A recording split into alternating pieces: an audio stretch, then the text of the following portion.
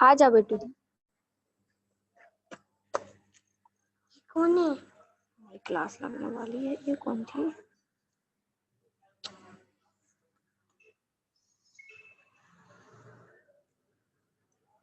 अभी स्टार्ट नहीं जब तक।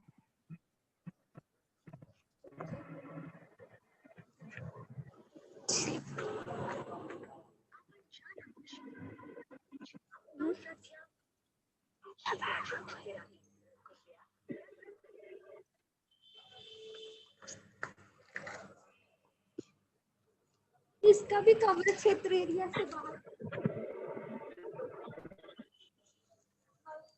रुको रुको।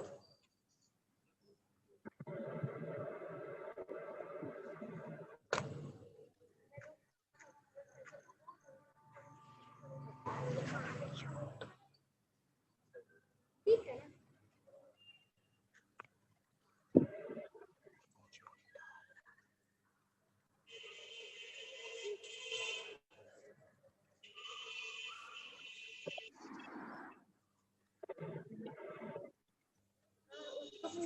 यही बोलने तक की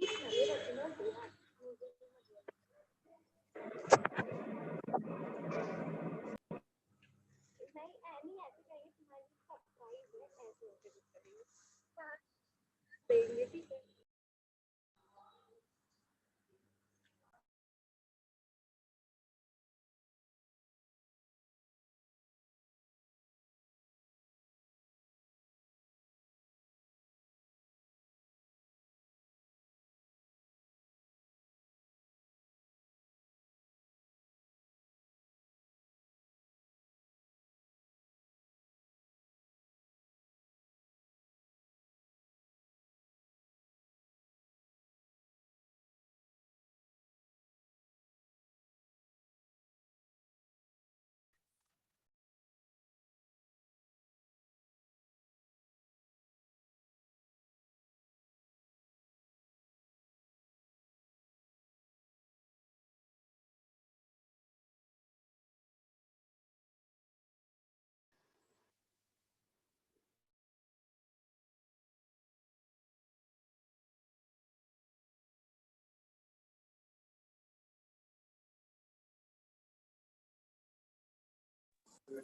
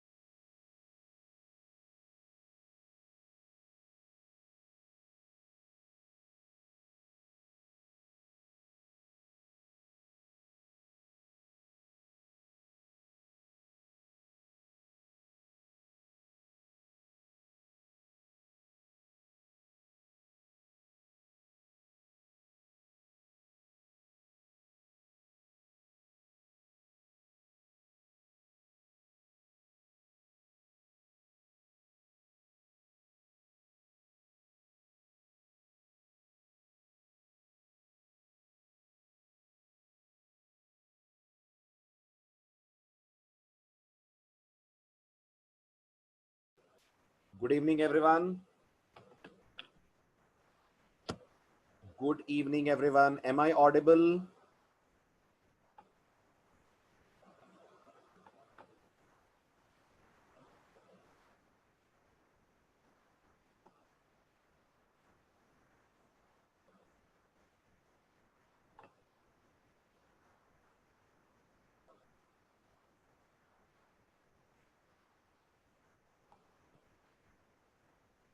स्क्रीन विजिबल है? स्क्रीन देख पा रहे हैं आप प्रॉपरली?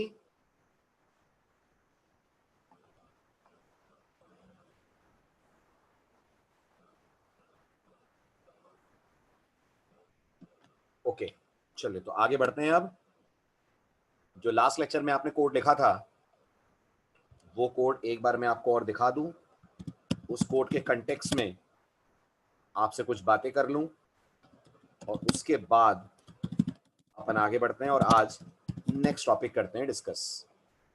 तो लास्ट लेक्चर में आपने यूजर से उसकी एज लेने का प्रोग्राम डिजाइन करा था एंड आपका कोड कुछ ऐसा था। तो हेडर फाइल्स के साथ हमने शुरू करा था stdio.h followed by conio.h। Main था, मेन के अंदर एक इंटीजर वेरिएबल हमने लिया था a। स्क्रीन क्लियर करने के बाद आपने यूजर से कहा था एंटर योर एज। जो भी एज यूजर ने दी %d से आपने उसे अपने वेरिएबल a में रखा। फिर आपको याद होगा हमने इसे printf से स्क्रीन पे डिस्प्ले कराते वक्त कहा था your age is %d, a followed by get ch। यही था लास्ट कोड हमारा। बताइए जल्दी, यही कोड डिस्कस हुआ था ना क्लास में? फाइन। अब मेरे आपसे 2-3 सवाल हैं जो लास्ट लेक्चर में इस कोड के कंटेक्स्ट में मुझे पूछने थे बट आज पूछ रहा हूं। सबसे पहला सवाल मेरा ये है कि अगर मैं इस कोड में इंट की जगह पर यहां पर फ्लोट कर देता हूं तो मुझे बताइए इंटरनली और एक्सटर्नली हमारे कोड में क्या क्या चेंजेस आएंगे। इंटरनली और एक्सटर्नली कोड में क्या क्या चेंजेस आएंगे। इंटरनल चेंज ये आएगा कि रैम के अंदर जहां 2 बाइट की जगह रिजर्व होनी थी वहां जगह रिजर्व होगी 4 बाइट की, राइट। एक्सटर्नल चेंज ये आएगा कि जिन 2 जगहों पर आपने %d लगा रखा है इन दोनों जगहों को रिप्लेस करके आपको यूज करना पड़ेगा %f, करेक्ट। और अगर मैंने %f नहीं लगाया तो, अगर मैंने %f नहीं लगाया तो कोड कंपाइल होगा? कोड कंपाइल होगा? यही तो प्रॉब्लम है, आप सुन ही नहीं रहे ध्यान से। 100% होगा, कंपाइल होने में कोई दिक्कत नहीं जाएगी। जो प्रॉब्लम जाएगी वो जाएगी एट रन टाइम। कंपाइल होगा, रन टाइम पे बिहेवियर एब्सर्ड देगा। ये मैंने लास्ट क्लास में भी आपसे कहा था, आज फिर कह रहा हूं। जब भी हम लोग डेटा टाइप्स यूज करते हैं सी लैंग्वेज में, उनके साथ जो फॉर्मेट स्पेसिफायर लगेंगे वो हमें ध्यान रखने हैं क्या लगाने हैं। अगर इंटीजर है तो %d लगाना है, अगर कैरेक्टर है तो %c लगाना है, और अगर फ्लोट है तो %f लगाना है, ठीक है। दूसरा सवाल मेरा आपसे, हमने यहां प्रिंटफ में %d क्यों लिखा है? Why we have written this %d in printf? इससे क्या होगा? Everyone please tell me. ये %d डिस्प्ले करेगा वैल्यू। ये %d आपके स्क्रीन पे a वेरिएबल की वैल्यू डिस्प्ले करेगा, ठीक है। तो मुझे अब एक छोटे से सवाल का जवाब दीजिए। मैं आपके सामने 4 प्रिंटफ्स लिख रहा हूं, मैं आपके सामने 4 प्रिंटफ्स लिख रहा हूं। आप बताइएगा मुझे how these printfs are different than each other. ये 4 प्रिंटफ्स एक दूसरे से अलग कैसे हैं, इनमें क्या अंतर है एक दूसरे के कंपैरिजन में, ठीक है। हर एक का डिस्क्रिप्शन चैट में अपने वर्ड्स में लिखिएगा आप। पहले मैं लिख दूं फिर आप समझाना। नंबर 1 प्रिंटफ डबल कोट्स में n, इससे क्या होगा। नंबर 2 प्रिंटफ डबल कोट्स में \n, इससे क्या होगा। नंबर 3 प्रिंटफ डबल कोट्स में डबल बैकस्लैश एन, इससे क्या होगा? और अगर आपने लास्ट लेक्चर अटेंड करा है तो आपने नई चीज लास्ट लेक्चर में सीखी, printf percentage D comma N, इससे क्या होगा बताइए? शुरू करिए आप पहले वाले से। अगर मैं आपसे कहूं ये प्रिंटफ क्या कर रहा है तो आप थ्योरेटिकली क्या जवाब देंगे? What is this printf doing? This printf is displaying क्या? एन की वैल्यू या सिर्फ N? Very good, is displaying text N on screen. ये आपके स्क्रीन के ऊपर सिर्फ डिस्प्ले करके देगा द टेक्स्ट एन। इस सेकंड वाला क्या कर रहा है? गुड, ये वाला प्रिंटफ कुछ प्रिंट नहीं करेगा, ये सिर्फ आपके स्क्रीन पे कर्सर को शिफ्ट कर देगा on the next line. This printf will shift the cursor on next line, right, क्योंकि इसमें आपने सिर्फ दिया हुआ है बैकस्लैश एन। फाइन। तीसरा वाला क्या करेगा? This printf will, very good, backslash N screen पे डिस्प्ले करेगा, राइट। ये मैं पढ़ा नहीं रहा हूं, ये सिर्फ आपको मैं याद दिला रहा हूं। इन केस लेक्चर्स मिस हो गए हो तो प्लीज बैकअप कीजिएगा। This will print the text backslash N on screen, backslash N, sorry, not double backslash. और लास्ट वाला क्या करेगा? गुड, लास्ट वाला आपके स्क्रीन के ऊपर एन वेरिएबल की वैल्यू प्रिंट करेगा, will display the value of the variable N on screen. ठीक है, वो वैल्यू क्या होगी वो हमें नहीं पता, वो तो प्रोग्राम पे डिपेंड करता है कि एन वेरिएबल में क्या वैल्यू प्रोग्राम ने स्टोर की है। समझ आ रहा है? चलें आगे। चारों प्रिंटफ समझ में आए आपको? ठीक, चलिए अब ये बताइए, लास्ट क्लास में ये वाला जो कोड हमने लिखा था जो आपके स्क्रीन पे इस समय दिख रहा है, उसमें हमने यूजर से कितनी वैल्यूज ली थी? लास्ट टाइम यूजर से कितने इनपुट्स लिए थे? सिर्फ एक लिया था, राइट। अब आज मैं इसको थोड़ा एक्सटेंड कर रहा हूं। आज हमारा अगला टाइटल है एक्सेप्टिंग मल्टीपल इनपुट्स। ठीक है, तो आज हमें सीखना है सी प्रोग्रामिंग में अगर यूजर से एक से ज्यादा इनपुट्स आपको लेने हो तो ये करने का सी लैंग्वेज का स्टाइल या तरीका क्या होगा। शुरुआत क्वेश्चन से कर रहा हूं सीधे एक। पहले आपको क्वेश्चन दिखाऊंगा, उसका प्रोबेबल आउटपुट आपके स्क्रीन पे होगा और फिर हम इस आउटपुट को लाने की कोडिंग करेंगे। तो आज जो हमें प्रोग्राम लिखना है वो ये लिखना है, write a program to accept grade comma roll number and percentage from the user as input and then display these values back on the screen।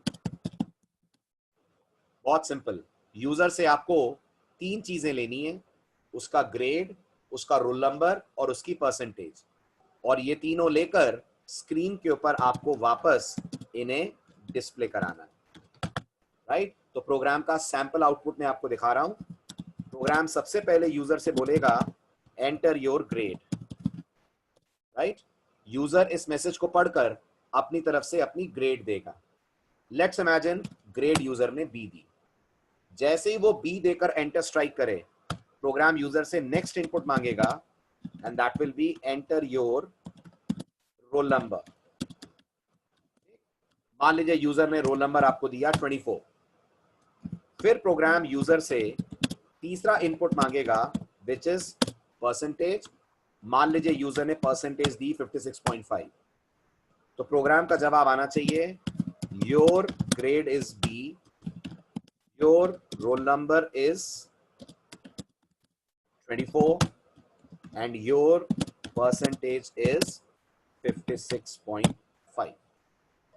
ये है आज का पहला चैलेंज, पहला एम। तो सबसे पहले तो इस आउटपुट को देखकर आप ये बताइए प्रोग्राम में वेरिएबल कितने लगेंगे। सबसे पहले इस प्रोग्राम के आउटपुट को देख के बताइए वेरिएबल कितने लगेंगे। तीनों इंटीजर, क्या कहते हैं? तीनों वेरिएबल इंटीजर टाइप के लगेंगे? नहीं, वेरिएबल 3 लगेंगे, एक इंटीजर, एक कैरेक्टर और एक फ्लोट। ओके, 3 वेरिएबल्स की हमें जरूरत पड़ेगी। इसमें एक इंटीजर होगा, एक कैरेक्टर होगा और एक फ्लोट होगा। सिंपल। ओके, अब पहली गलतफहमी जो आपके दिमाग में हो तो मैं दूर कर दूं, और नहीं है तो बहुत बढ़िया बात है। कौन सी गलतफहमी? हम जिस ऑर्डर में यूजर से इनपुट लेंगे बिल्कुल जरूरी नहीं है कि वेरिएबल भी हम उसी ऑर्डर में बनाएं। मैं फिर रिपीट करता हूं अपनी बात।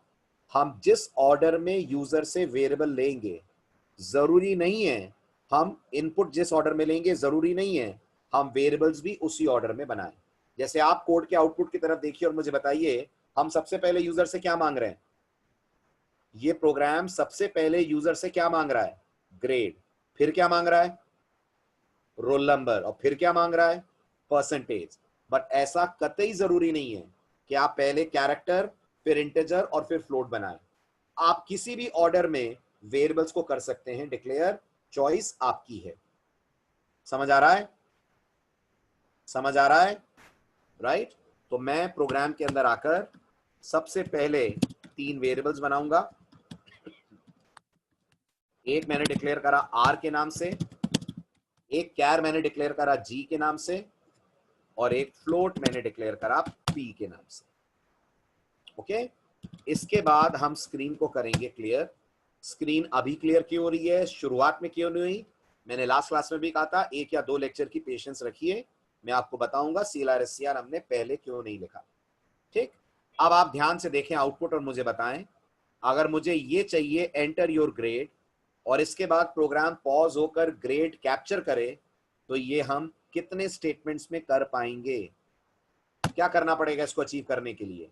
कि एक मैसेज आए और यूजर ग्रेड दे तो प्रोग्राम उसे कैप्चर कर ले। 2 स्टेटमेंट्स लगेंगे। Very good.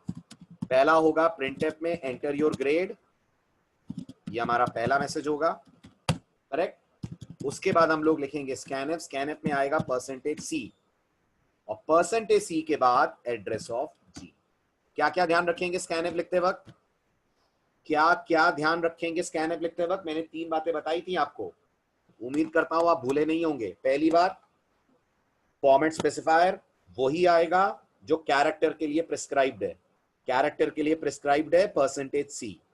दूसरी बात, कोई गैप एक्स्ट्रा %C के बाद आप नहीं देंगे। तीसरी बात, स्कैनफ में जब आप वेरिएबल का नाम लिखेंगे तो उसके साथ एड्रेस ऑफ लगाना नहीं भूलेंगे। इनमें से एक भी बात आपने नहीं ध्यान रखी तो कोड कंपाइल होगा? व्हाट यू से? कोड कंपाइल होगा अगर एक भी बात का ध्यान नहीं रखा तो? बिल्कुल होगा। इतना समझाने के बाद भी आप नहीं बोल रहे हैं, कैसी बातें कर रहे हैं, कहां रह रहा है दिमाग? कोड कंपाइल 100% होगा, एग्जीक्यूट करने पर दिक्कत देगा। कंपाइल टाइम पे कोई प्रॉब्लम नहीं आएगी, जो दिक्कतें आएंगी वो आएंगी at run time. Fine.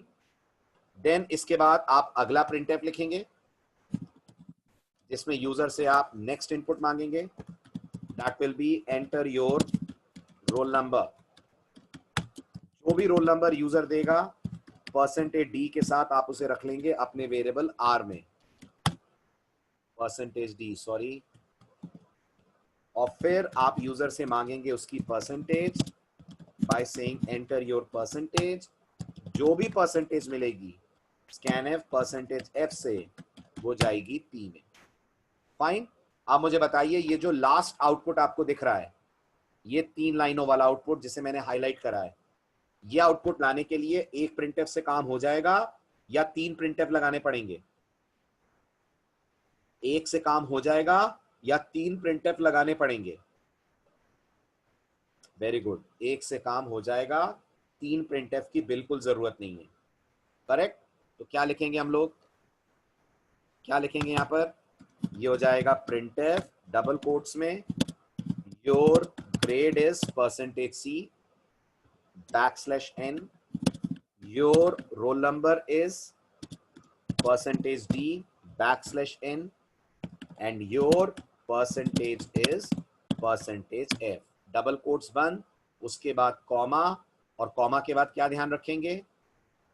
Comma के बाद जिस ऑर्डर में आपने फॉर्मेट स्पेसिफायर लगाए उसी ऑर्डर में वेरिएबल्स के नाम आएंगे। जिस ऑर्डर में नहीं, एम्परसेंड नहीं आएगा, गलत बात। प्रिंटएफ में एड्रेस ऑफ नहीं आता है। अनुष्का, विकास, क्यों गलत काम कर रहे हैं, क्यों गड़बड़ कर रहे हैं? मैंने कल भी कहा था, लास्ट लेक्चर में भी कहा था, एम्परसेंड यानी एड्रेस ऑफ स्कैनएफ में आता है। We don't make use of address of with printf. समझ आ रहा है? बिल्कुल ले सकते हैं, बिल्कुल कैलाश, अभी लेते हैं।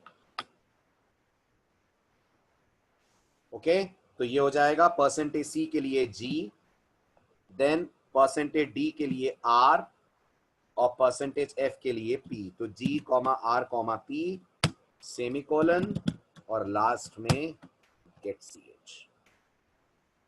ये होगा आपके प्रोग्राम का डिजाइन। अगर आपको ये जो लेफ्ट साइड पे दिख रहा है वो आउटपुट चाहिए।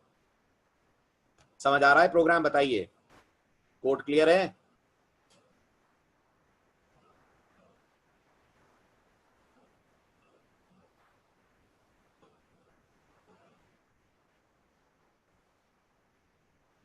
ठीक है, अब सुनिए अगली जरूरी बात। यस यस यशिका, बिल्कुल प्रिंटएफ स्कैनएफ वैसे ही लिखे जाएंगे जैसा हमें आउटपुट चाहिए। अगर आपको लगता है सर मैं रोल नंबर से पहले परसेंटेज ले रहा हूं, तो अगर आप रोल नंबर से पहले परसेंटेज ले रहे हैं तो कोई दिक्कत नहीं है, परसेंटेज एफ पहले आ जाएगा। Am I clear Yashika?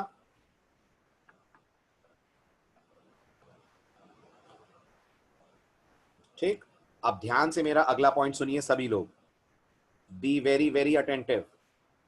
ठीक, ये बताइए यूजर ने आपको ग्रेड क्या दी है? यूजर ने आपको ग्रेड क्या दी है? क्या टाइप करा है ग्रेड में? बी, है ना? प्रोग्राम ने आउटपुट में क्या दिखाया है? प्रोग्राम ने आउटपुट में क्या दिखाया है? बी ही दिखाया है। रोल नंबर क्या दिया है यूजर ने? यूजर ने रोल नंबर क्या दिया है? 24। प्रोग्राम ने आउटपुट में क्या दिखाया है? 24। लेकिन यूजर ने परसेंटेज क्या दी है? 56.5। बट आपका प्रोग्राम आउटपुट में 56.5 नहीं दिखाएगा। आपका प्रोग्राम आउटपुट में दिखाएगा 56.5 0 0 0 0 0। ये आएगा आपके स्क्रीन पे आउटपुट। आप दिमाग में आएंगे दो सवाल, आने भी चाहिए एज अ बिगनर। पहला सवाल, आउटपुट में इतने सारे जीरो क्यों आ रहे हैं? ऐसा आउटपुट क्यों आ रहा है? क्या रीजन है? इनपुट तो सिर्फ 56.5 है, उसका रीजन बताता हूं मैं आपको। दूसरा, क्या हम इसे कंट्रोल कर सकते हैं? वो भी बताता हूं। अब सबसे पहले मेरा पहला इंपॉर्टेंट पॉइंट सुनिए, वो ये है, in C language by default, in C language by default float values have a precision of 6 decimal places। ठीक है, गौर से सुनिएगा। सबसे पहला पॉइंट आ रहा है मेरी इस थ्योरी में, प्रिसीजन का मतलब क्या होता है? प्रिसीजन शब्द का मतलब होता है प्रोग्रामिंग की दुनिया में डेसिमल के बाद आने वाले number of digit. Listen very carefully, precision शब्द का मतलब सी लैंग्वेज की दुनिया में होता है डेसिमल पॉइंट के बाद आने वाले नंबर ऑफ डिजिट्स। और सी में बाय डिफॉल्ट फ्लोट का जो प्रिसीजन है वो होता है 6 का। इसलिए 56.5 तो यूजर का इनपुट हो गया। अब बचे 5 जीरो की कमी, तो सी ने उसकी जगह 5 जीरोस आपको लगा के दिखा दिए। गौर करिएगा, तो सी में बाय डिफॉल्ट तो समझते होंगे ना, बाय डिफॉल्ट वर्ड का तो मतलब समझते होंगे ना प्रोग्रामिंग में। बाय डिफॉल्ट मतलब ऑटोमेटिकली, बिना प्रोग्रामर के कोई एफर्ट डाले हुए। तो सी लैंग्वेज में ऑटोमेटिकली डेसिमल पॉइंट के बाद 6 डिजिट तक का आउटपुट आता है, ना 6 से कम ना 6 से ज्यादा, एग्जैक्टली 6 का आउटपुट आता है। और इसे सी में हम लोग बोलते हैं प्रिसिजन। इसे सी में हम लोग बोलते हैं प्रिसिजन। अब अगर आपको ये लगता है कि क्या हम इसे कंट्रोल कर सकते हैं? 100% कर सकते हैं, बिल्कुल कर सकते हैं। क्या ध्यान रखना पड़ेगा इसे कंट्रोल करने के लिए?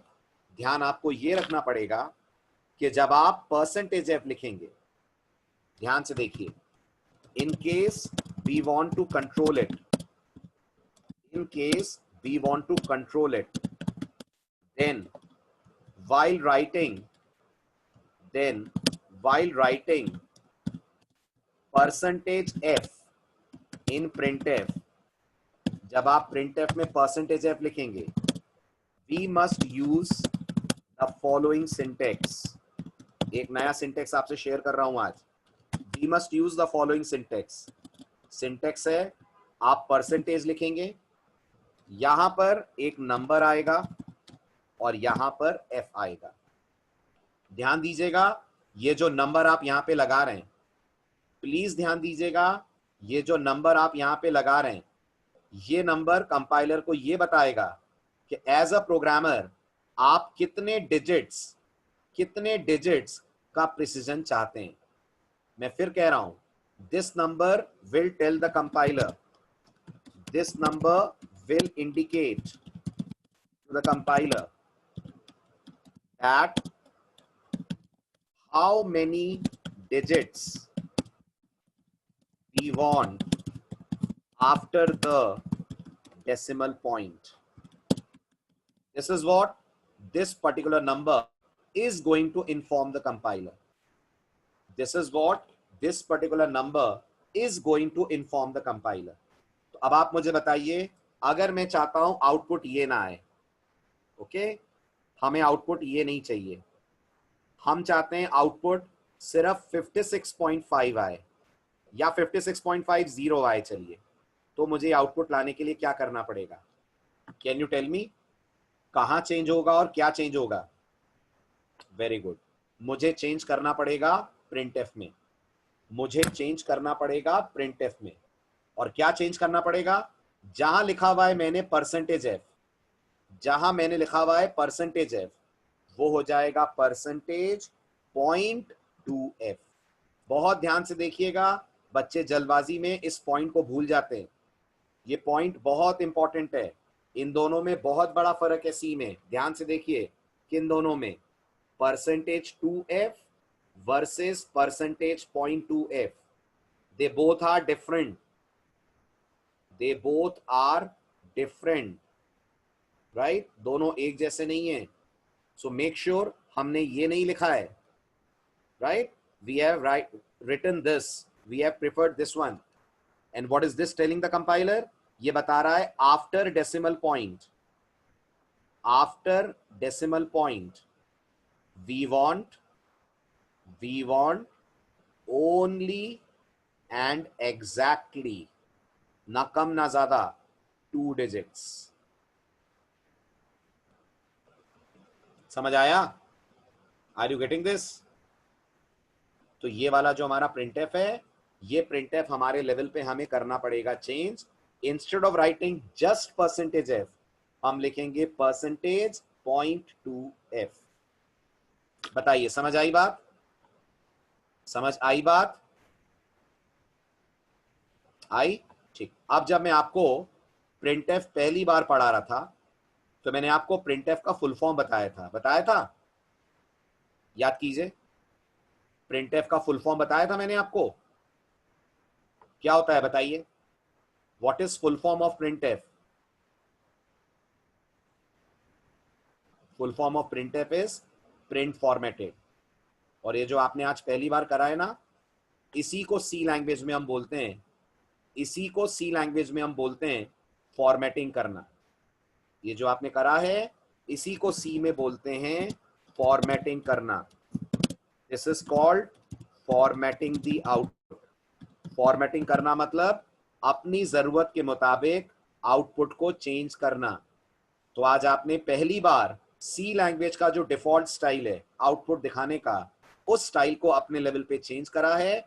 यानी आज आपने पहली बार आउटपुट की अपने लेवल पे करी है फॉर्मेटिंग. सब लोग समझ पा रहे हैं मेरी बात को? Is everyone able to understand मैं क्या कह रहा हूं?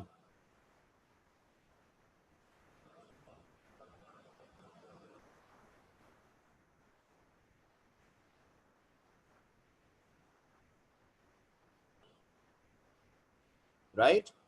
तो ये जो आपने करा ये सी लैंग्वेज में कहलाएगा आपने आउटपुट की करी है अपने तरीके से, अपने हिसाब से फॉर्मेटिंग।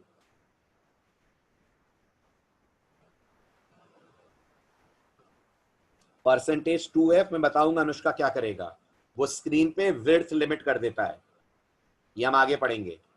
परसेंटेज 2f का काम डिफरेंट है बिल्कुल, वो स्क्रीन पे विड्थ लिमिट करने का काम करता है। अब विड्थ का क्या मतलब है आपसे आगे शेयर करूंगा मैं। हो गया, ठीक है। और ये भी याद रखिएगा ऐसा नहीं है कि आप यहां प्रिसीजन कम ही कर सकते हैं, आप प्रिसीजन बढ़ा भी सकते हैं, आप प्रिसीजन इंक्रीज भी कर सकते हैं। मैंने लिखा है 0.2f, आप वहां लिख सकते हैं 0.10f। क्या होगा गेस करिए अगर परसेंटेज 0.10f लिख दिया तो? क्या होगा अगर परसेंटेज 0.10f लिख दिया तो फिर पॉइंट के बाद 10 डिजिट्स आएंगे। कुंदन अगर 56 के बाद कुछ नहीं देना है तो तुम्हें फ्लोट लेना ही नहीं चाहिए ना, फिर दिमाग लगाओ। क्यों कुंदन? अगर आपको लगता है आपको परसेंटेज के बाद कुछ नहीं चाहिए तो फिर आपने फ्लोट लिया ही क्यों है? फिर आप इंटीजर ले लेते। क्या कहते हैं?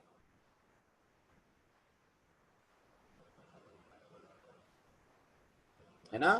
फिर क्या मतलब है फ्लोट लेने का जब आपको पॉइंट के बाद कुछ चाहिए ही नहीं? अगर पॉइंट के बाद कुछ नहीं चाहिए मतलब आप परसेंटेज को होल नंबर में लेना चाहते हैं। होल नंबर लेना है तो इंटीजर डेटा टाइप यूज करिए, फिर फ्लोट क्यों यूज करेंगे?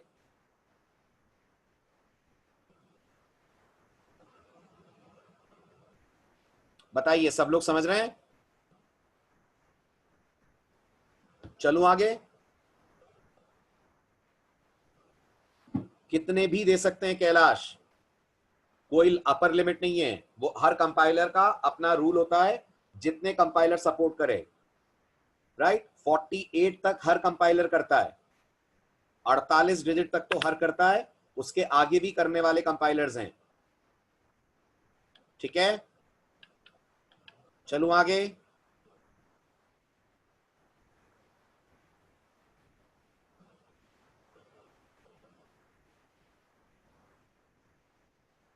ठीक है, और ये डिस्प्ले क्या करेगा ये भी लिख दे जरा, तो आपका ये स्क्रीन के नोट्स पूरे हो जाएंगे।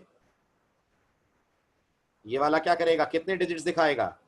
परसेंटेज 2f के कारण, 0.2f के कारण this will display only 2 decimal places. Remember this. ठीक है, चलूं आगे। ठीक, आप बताइए इस प्रोग्राम में हमने यूजर से इनपुट्स कितने लिए हैं? इस प्रोग्राम में हमने यूजर से कितने इनपुट्स मांगे हैं? 3। और हर इनपुट के लिए हमने स्कैनएफ कितने लगाए? एक एक करके 3 स्कैनएफ लगाए, और हर स्कैनएफ के साथ एक एक प्रिंटएफ भी लगाया है।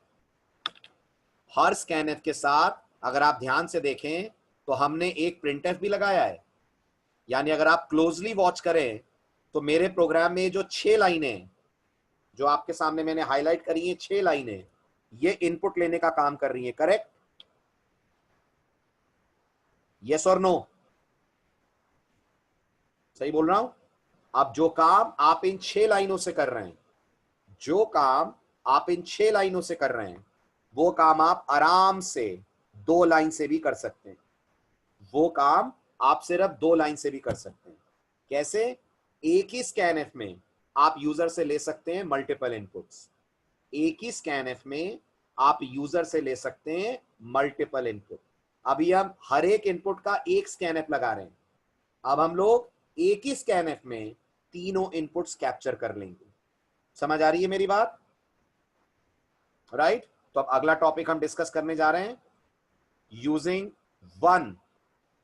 Using single scanf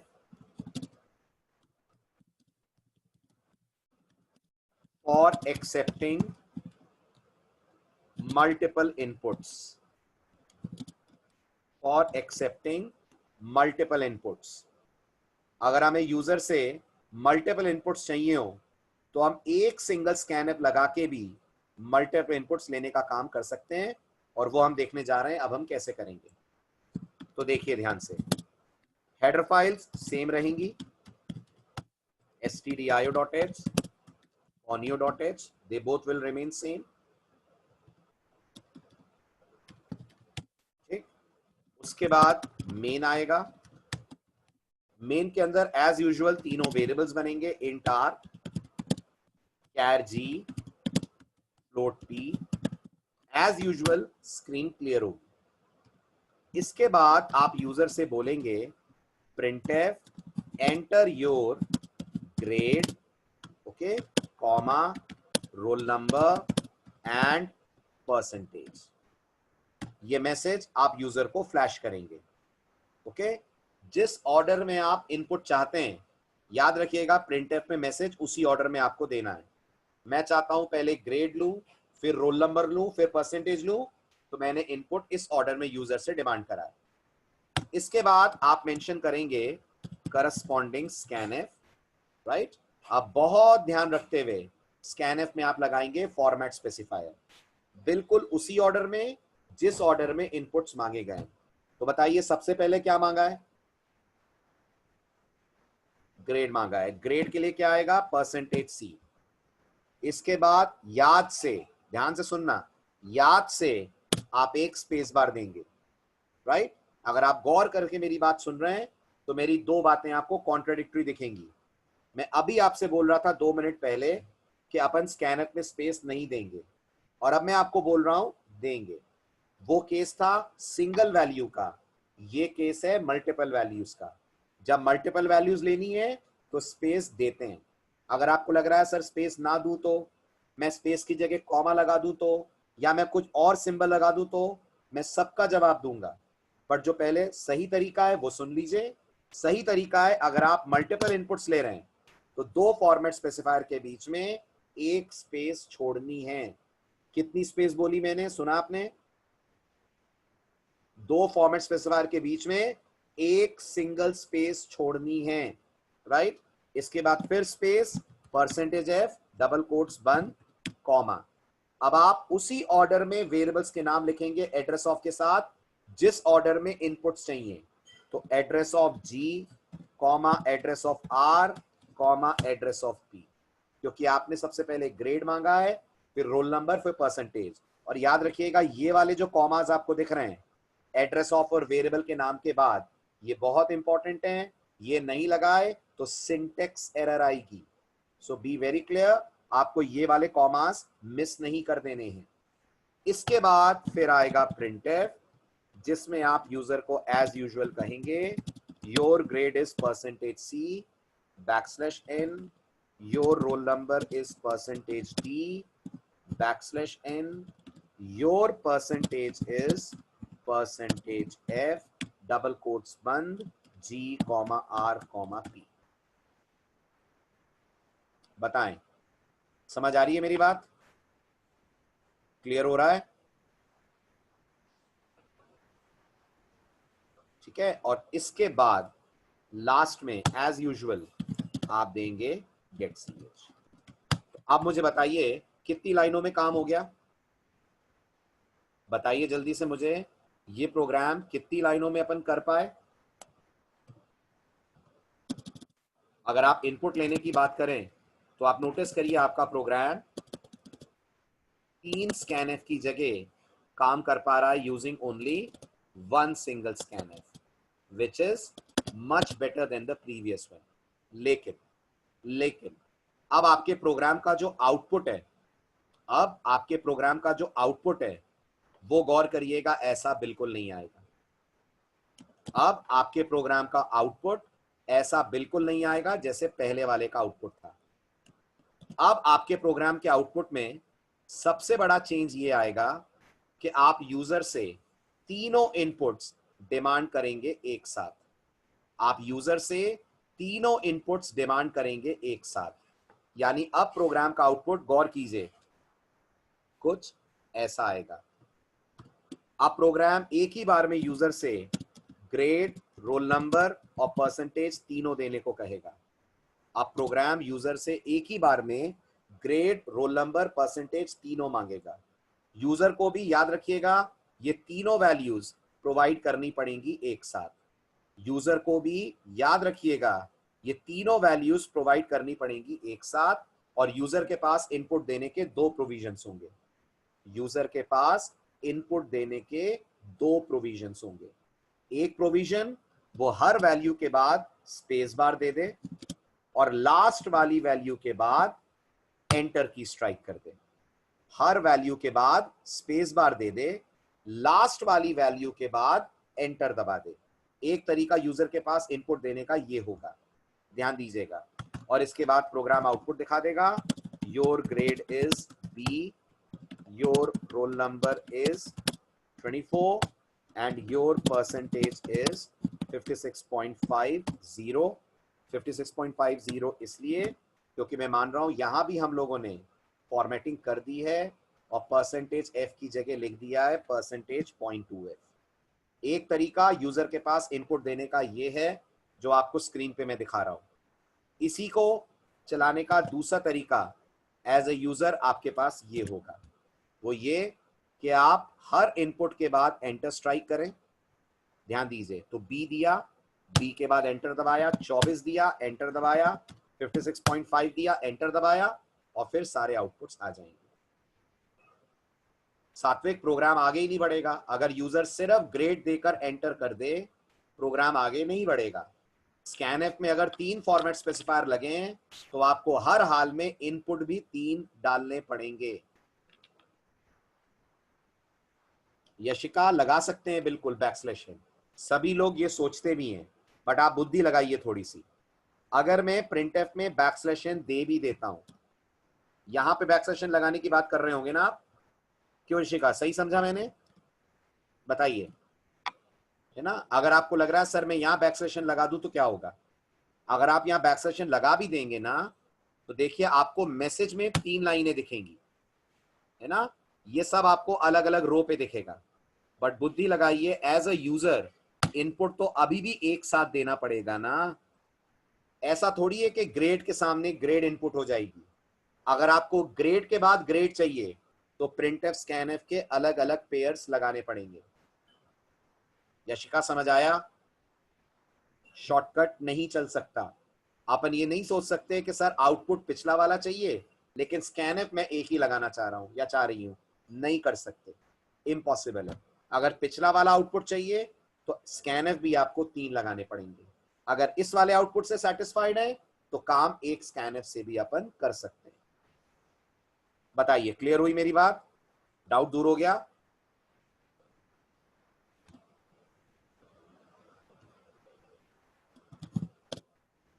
right? तो ये वाले जो बैक सेशन दिख रहे हैं आपको, ये इररेलेवेंट है, इनका कोई सेंस नहीं बनेगा। जिस एम से आप लगा रहे हैं वो एम आपका पूरा ही नहीं होगा। ठीक, समझ आया?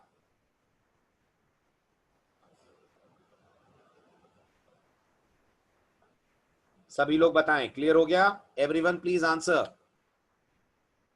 सारी जरूरी बातें समझ आ गई आपको?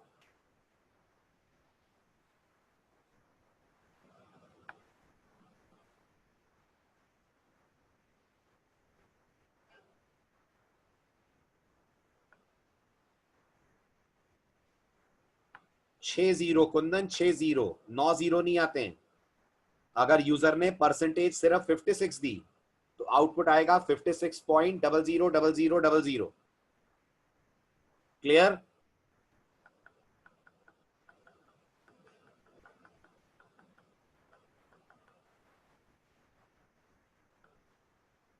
कहां पर बैक सेशन लगाने की बात कर रहे हैं चायन?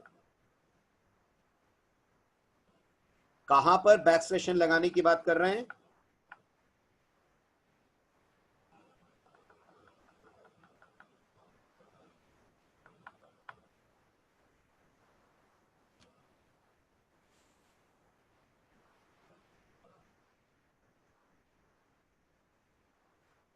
नहीं, ऐसा कहीं कुछ लिखा हुआ नहीं आएगा साकेत, वो आपको सोचना है। एज अ डेवलपर वो आपको, आपका लॉजिक होगा, आपका रूल होगा, आप कैसे लेना चाहते हैं। बेटा कहां पर लेना चाह रहे हैं? परसेंटेज डी परसेंटेज है, 2 जगह लगे। स्कैनएफ में बोल रहे हैं कि प्रिंटएफ में बोल रहे हैं? हाँ, बहुत बढ़िया क्वेश्चन है। अब सब लोग ध्यान से सुनिए, सभी लोग ध्यान से सुनिए। अब स्कैनएफ के बारे में जो मैं बोलने जा रहा हूं, ठीक, गौर करिएगा। अगर आपने स्कैनएफ लिखते वक्त, ध्यान दीजिए, स्कैनएफ को फॉर्मेट स्पेसिफायर के साथ में, स्कैनएफ को फॉर्मेट स्पेसिफायर के साथ में कोई भी सिंबल पकड़ा दिया, कोई भी सिंबल यहां आपने टाइप कर दिया, जैसे मान लीजिए मैंने यहां पर कॉमा टाइप कर दिया, मान लीजिए मैंने यहां पर कॉमा टाइप कर दिया। अब याद रखिएगा, सी लैंग्वेज इस बात की जिद पकड़ लेगी, सी लैंग्वेज इस बात की जिद पकड़ लेगी कि अब यूजर जब इनपुट डालेगा तो उसे इनपुट में भी दो वैल्यूज के बीच में लगाना पड़ेगा कॉमा। सी लैंग्वेज इस बात की जिद पकड़ लेगी कि अब उसे इनपुट में भी दो वैल्यूज के बीच में चाहिएगा कॉमा। यानी अगर आप समझ रहे हैं तो मुझे बताइए, ये वाले स्कैनएफ के लिए अगर यूजर इनपुट देगा तो गेस करिए कैसे दे पाएगा, गेस करिए कैसे दे पाएगा।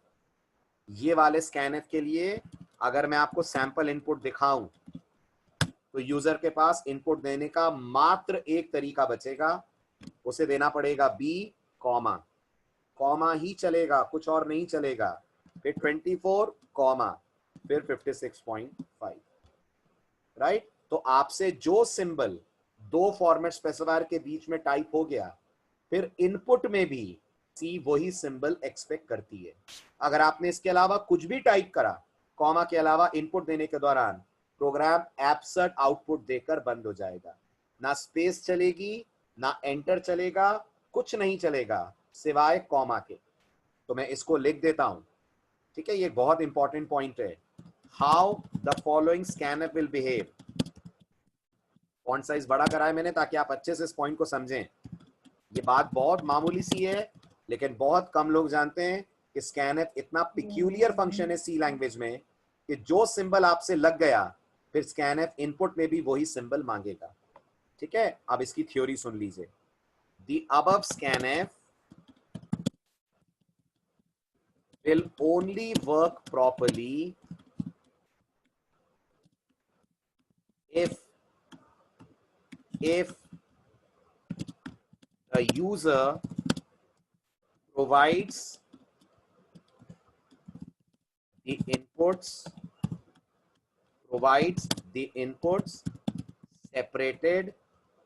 separated with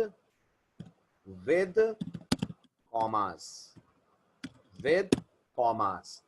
otherwise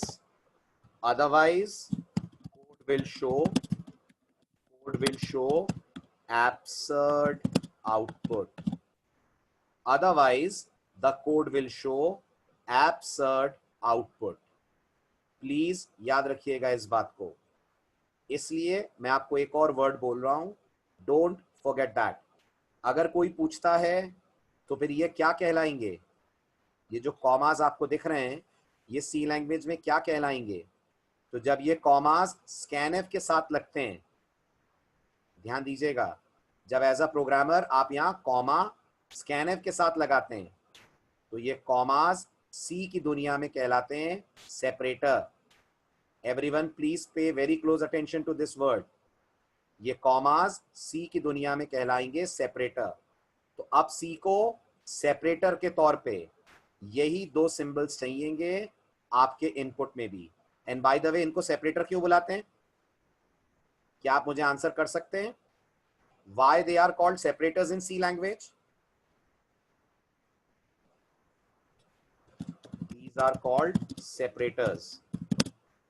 बहुत सिंपल है, they are called separators because ये आपके लिए दो वैल्यूज को सेपरेट करने का काम कर रहे हैं, ये आपके लिए दो वैल्यूज को सेपरेट करने का काम कर रहे हैं।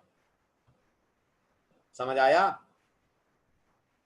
बिल्कुल बिल्कुल बिल्कुल वरुण, हम कोई भी सिंबल लगा सकते हैं, बट फिर याद रखिए वही सिंबल हमें यूजर से इनपुट में चाहिएगा। समझ आया? क्लियर हुआ? Everyone is clear with this? सभी लोग समझ पा रहे हैं इस छोटे से रूल को? गिव मी अ यस अगर आप समझ पा रहे हैं तो। क्लियर? ओके। अब जरा मुझे बताइए ये स्कैनएफ के बारे में क्या कहना है आपका?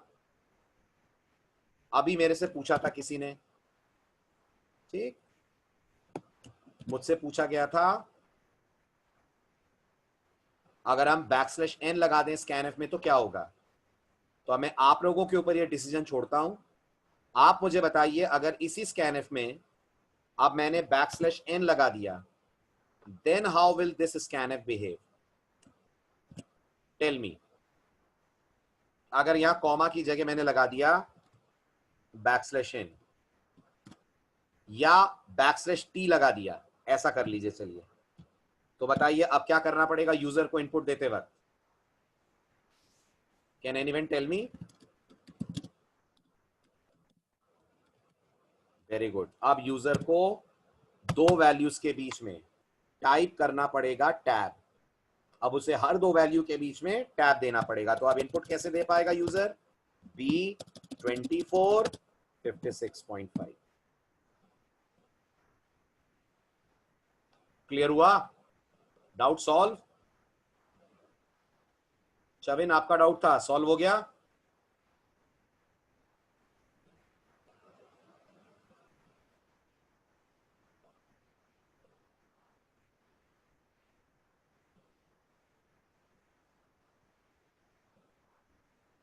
Sorted? Clear?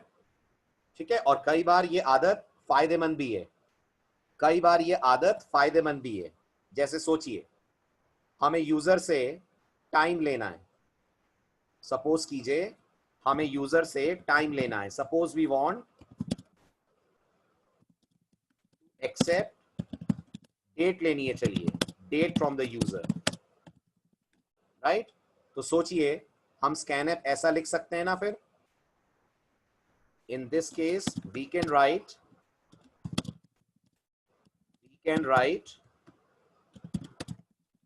the scanf function as follows. In this case we can write the scanf function as follows. कैसे लिख सकते हैं बताइए? अपन लिख सकते हैं scanf।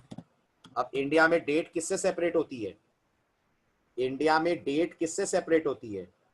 नॉर्मली फॉरवर्ड स्लैश से, फॉरवर्ड स्लैश बैकस्लैश, जो आपको अच्छा लगे। मैं फॉरवर्ड स्लैश मान रहा हूं, तो मैं लिखूंगा %d %d %d, address of d, address of m, address of y। ये dmy कौन है? ये dmy कौन है? ये मैं मान रहा हूं 3 इंटीजर्स हैं, डे, मंथ और ईयर के लिए मैंने प्रोग्राम में इन्हें बना रखा है। अब यूजर इनपुट कैसे देगा? अब बताइए इसके लिए सैंपल इनपुट क्या चलेगा? अब यूजर के पास इनपुट देने का एक ही तरीका है, डे के बाद फॉरवर्ड स्लैश, फिर मंथ के बाद फॉरवर्ड स्लैश और फिर ईयर। तो इमेजिन करिए उसकी डेट ऑफ बर्थ 15 जनवरी 1996 है, उसकी डेट ऑफ बर्थ 15 जनवरी 1996 है। तो यूजर बोलेगा 15/1/1996, करेक्ट? तो इसमें 15 कहां जाएगा? 15 कहां जाएगा? ये जो 15 है this will go to D, ये जो 1 है this will go to m, और ये जो 1996 है this will go to y। Agreed? जैन नहीं लिख पाएंगे विकास, जैन स्ट्रिंग है और हमने %d लिया हुआ है। 15 जैन नहीं दे पाएंगे, जैन की जगह 1 देना पड़ेगा। समझ आ रहा है? अनूप 01 भी नहीं दे पाएंगे, अनूप 01 भी नहीं दे पाएंगे। प्रोग्रामिंग में याद रखिएगा, अगर आपने किसी नंबर के पहले 0 प्रीफिक्स लगा दिया, किसी नंबर के पहले 0 प्रीफिक्स लगा दिया, जैसे 07 लिख दिया, तो ये ऑक्टल नंबर बन जाता है सी में। This will become octal number. अगर आप लोग कंप्यूटर साइंस बैकग्राउंड से हैं तो 4 नंबर सिस्टम चलते हैं ना, डेसिमल, बाइनरी, ऑक्टल और हेक्साडेसिमल। ये ऑक्टल बन जाएगा अगर आपने 0 लगा दिया, इसलिए 0 नहीं आएगा, सिंगल डिजिट ही आएगा बस।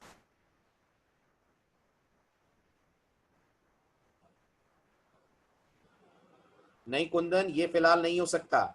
ये हम कर पाएंगे जब हम स्ट्रिंग्स पढ़ेंगे, अभी नहीं कर पाएंगे।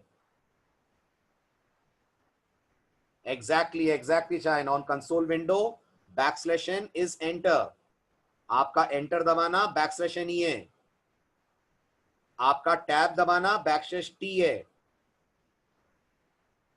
क्लियर?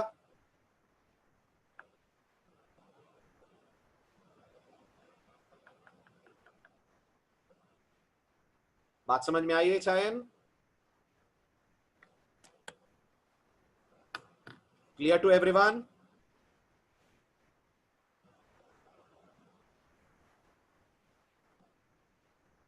ठीक है, चलिए अब मैं आपको कुछ भी लिख सकते हैं, कुछ भी अक्षर, कुछ भी। देखो मैं तुम्हें एक और मजेदार चीज दिखाता हूं।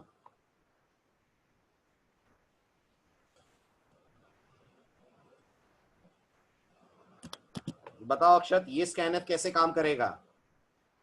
अगर मैंने ये लिख दिया स्कैनर %C अक्षत %D अक्षत %F, बताओ अब यूजर को इनपुट कैसे देना पड़ेगा?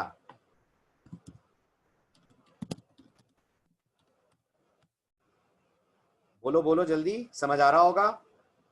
अब यूजर देगा B अक्षत 24 अक्षत 56.5। अब ऐसा इनपुट आएगा। जो आपने लगा दिया स्कैनएफ में दो स्पेसिफायर के बीच में, कंपाइलर वही एक्सपेक्ट करेगा as separator. Am I clear?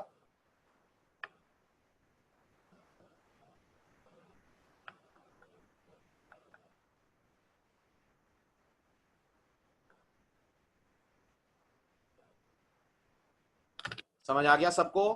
सारे कॉम्बिनेशन समझ में आ गए?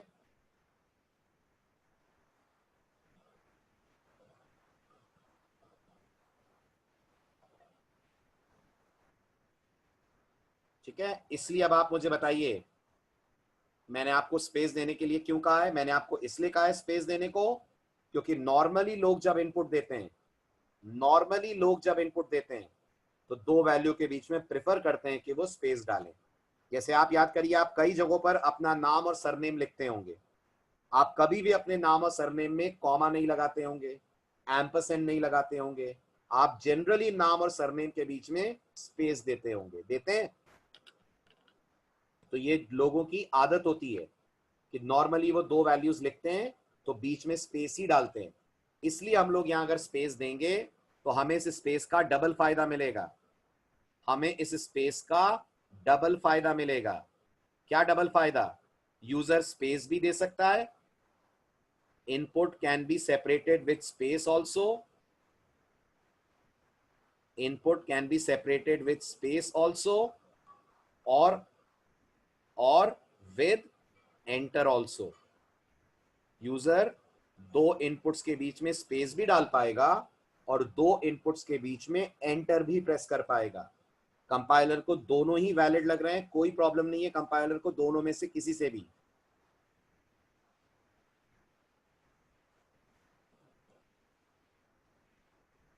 समझ आई बात?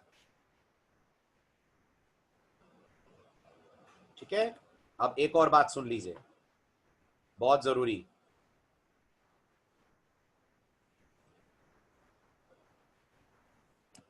इसी पॉइंट से कनेक्टेड है सारे पॉइंट, तो गौर कीजिएगा।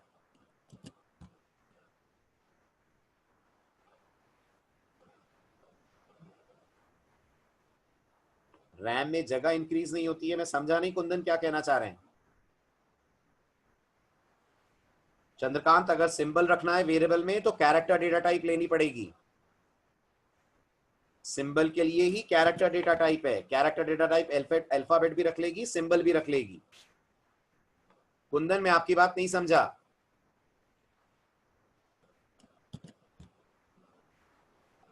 जगह इंक्रीज नहीं होती है मतलब क्या? चलिए अब सुनिए मेरा अगला पॉइंट ध्यान से। अगर हम लोगों ने फॉर्मेट स्पेसिफायर के बीच में कोई स्पेस नहीं डाली। अगर हम लोगों ने फॉर्मेट स्पेसिफायर के बीच में कोई स्पेस नहीं डाली, बिल्कुल %C, %D, %F एक साथ लिख दिए, बिल्कुल सटा के चिपका के लिख दिए, तो गौर करिएगा, आपको जानकर सरप्राइज होगा कि आप इनपुट में अभी भी स्पेस दे पाएंगे। आप इनपुट में अभी भी स्पेस दे पाएंगे और आपका कोड इस तरीके के इनपुट पे भी चलेगा। ओके, हो सकता है मेरी ये बात सुनकर आपके दिमाग में सवाल आए कि सर फिर हम लोग स्कैनर में स्पेस क्यों दे रहे हैं, जब यहाँ बिना स्पेस के भी काम चलेगा। तो कुछ दिनों बाद आप स्कैनर का एक ऐसा एडवांस वर्जन देखेंगे जहाँ स्पेस ना देने के कारण आपके कोड में आने लगेंगी दिक्कतें। इसलिए मैं आपको कंफ्यूज नहीं करना चाहता कि आज मैं आपसे बोलूं बिना स्पेस के चल जाएगा और 4-5 लेक्चर बाद बोलूं अब स्पेस देना जरूरी है। मैं आपको वो आदत अपनाने को कह रहा हूं जो पूरे कोर्स में आपको कभी नहीं बदलनी पड़ेगी, और वो आदत है, अगर आप 2 इनपुट्स ले रहे हैं एक ही स्कैनर में तो बीच में स्पेस डालें। पूरी बात दोबारा बोल रहा हूं, ध्यान से सुनिएगा। अगर आपने स्कैनफ में कोई स्पेस प्रोवाइड नहीं करी, जैसे आप देख सकते हैं मैंने इस वक्त स्कैनफ में कोई स्पेस नहीं दी है, हो सकता है आपको लगे सर अब तो यूजर भी स्पेस नहीं दे पाएगा ना 2 वैल्यूज के बीच में। जी नहीं, वो दे पाएगा, वो बिल्कुल स्पेस से इनपुट सेपरेट कर पाएगा और कोड बकायदा प्रॉपरली काम करेगा। इसलिए ये बात सुनकर दिमाग में सवाल आ सकता है, दिमाग में सवाल आना लाजमी है, ऑब्वियस है कि सर फिर आपने हमसे स्पेस क्यों लगवाई, फिर स्कैनर में हम स्पेस क्यों दे रहे हैं जब यहाँ स्पेस दिए बिना भी चल रहा है। तो इसका जवाब ये है, कुछ दिनों बाद स्कैनफ का एक एडवांस वर्जन हम जब पढ़ेंगे तब ये वाला स्कैनफ हमारा फेल हो जाएगा। इसलिए मैं आपको अभी से लेकर कोर्स के एंड तक वो आदत अपनाने को कह रहा हूं जो कभी नहीं बदली है, कभी नहीं चेंज करनी पड़ेगी, और वो आदत है अगर मल्टीपल इनपुट ले रहे हैं तो याद से बीच में स्पेस दें। सब लोग समझ रहे हैं मेरी बात? ये इतना लंबा चौड़ा जो मैंने लेक्चर दिया समझ आया आपको? लास्ट के जो 2 मिनट मैंने बोले है ना, आपको किताबों में स्कैनफ ऐसा ही दिखेगा, आपको अधिकतर बुक में स्कैनफ में स्पेस नहीं दिखेगी। तो हो सकता है आपको ऐसा लगे सर ने जबरदस्ती स्पेस क्यों लगवा दी है, तो मैं बता दूं वो किताबें भी आगे आपको ये बोलेंगी कि अगर आप ये केस हैंडल कर रहे हैं तो स्पेस डालिए।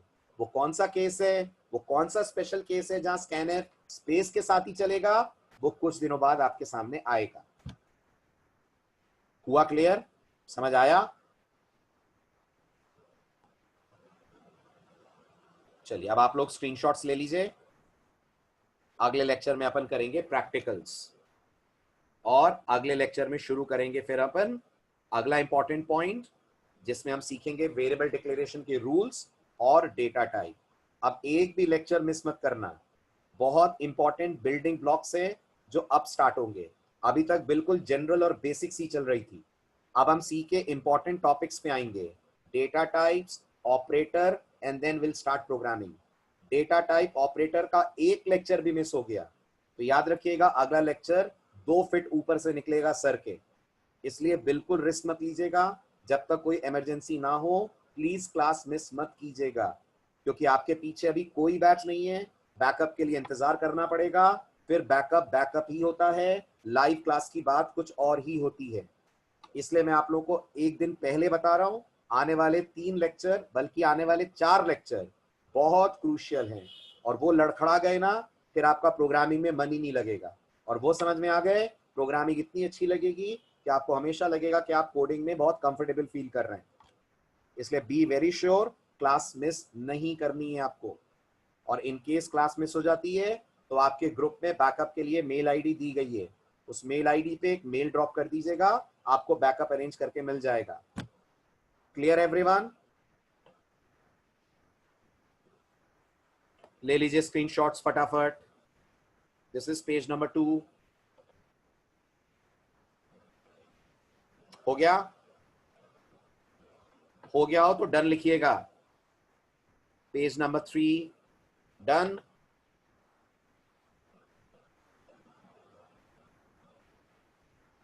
Page number 4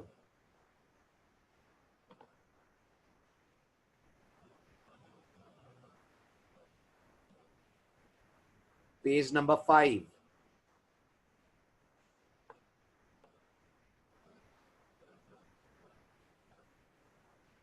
six,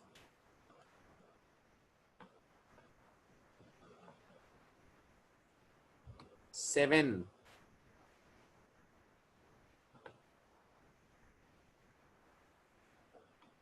8,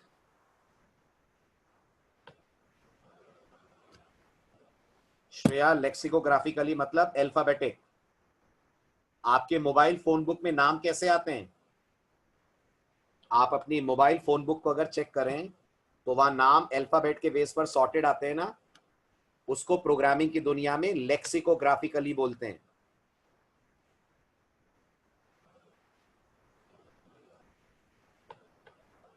this is 9 and this is 10, first वाला। ओके, पेज 3 ये है। हो गया कीर्ति?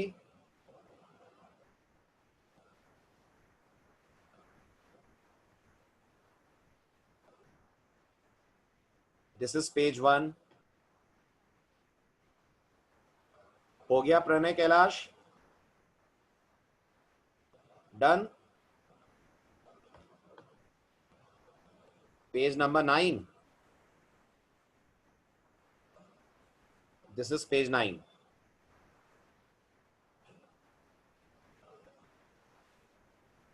ओके,